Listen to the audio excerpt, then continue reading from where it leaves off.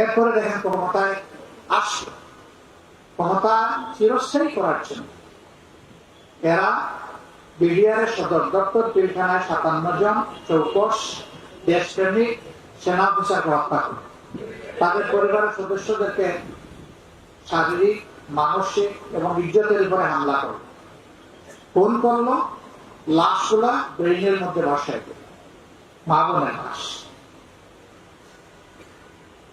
বিডিআরের কিছু সদস্য এই ষড়যন্ত্রের সাথে জড়িত ছিল, এদের সংখ্যা খুব কম।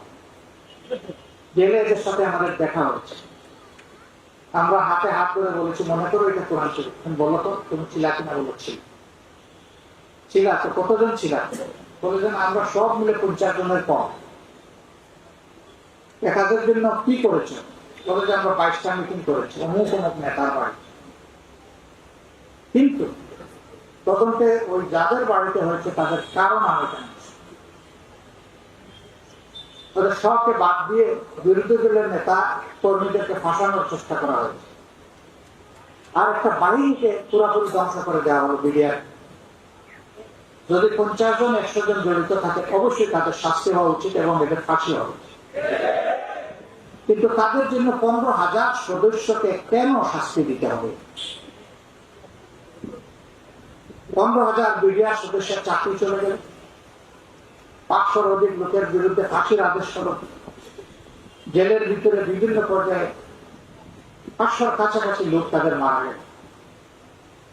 অনেকের অবস্থা এমন, যুবক মানুষ বিয়ে করেছে, 26 দিনের মাথায় ফেলে চলে এসেছে। 3 বছর 4 বছর যাওয়ার পরে সে তার ওয়াইফকে চিঠি লিখেছে, আমার যাত্রা অনিশ্চিত, তোমাকে আল্লাহ যৌবনের একটা নিয়ামত দান করেছেন, আমি তোমাকে মুক্ত করে দিই, তুমি এখন তোমার জীবনের সিদ্ধান্ত নিতে পারো। অধিকাংশ পরিবারের চাপে এরকম তরুণীদের বিয়ে হয়ে গেছে। আবার কোনো কোনো তরুণী বলছে না, এটাই যদি আল্লাহ ফয়সালা হয় আমি ধৈর্য করবো। তারা কি রকম কষ্ট যন্ত্রণা বুকে চাপা দিয়ে আছে চিন্তা করো।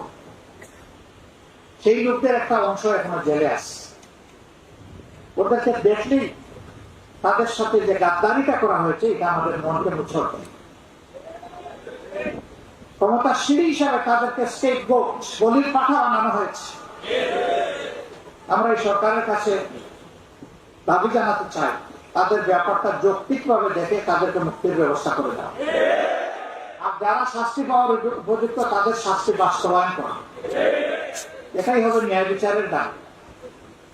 অনেকের বহু মামলায় তার যে শাস্তি ছিল এটা শেষ, এখন একটা মামলা দিয়ে ঝুলিয়ে রেখেছে বিস্ফোরক মামলা, এটা কোনো বিচারও করে না, সাক্ষীও নেয় না, ফেলে রেখে দিয়েছে বছরের পর বছর। ওরা কেন রেখেছিল আমরা বুঝি, ওরা যে অপরাধ করেছে এই বাহিনীর বিরুদ্ধে ওরা আতঙ্কে ছিল, এই বাহিনীর সদস্যরা ছাড়া পেলে ওদের খবর আছে, এই জন্য তাদেরকে পৌঁছিয়ে মারার জন্য ওরা সিদ্ধান্ত নিয়েছে। এখনকার সরকারের দায়িত্ব হবে ন্যায় বিচার কায়েম করা। আমরা কারো পক্ষে কিংবা বিপক্ষে নয়, আমরা ন্যায় বিচারের পক্ষে।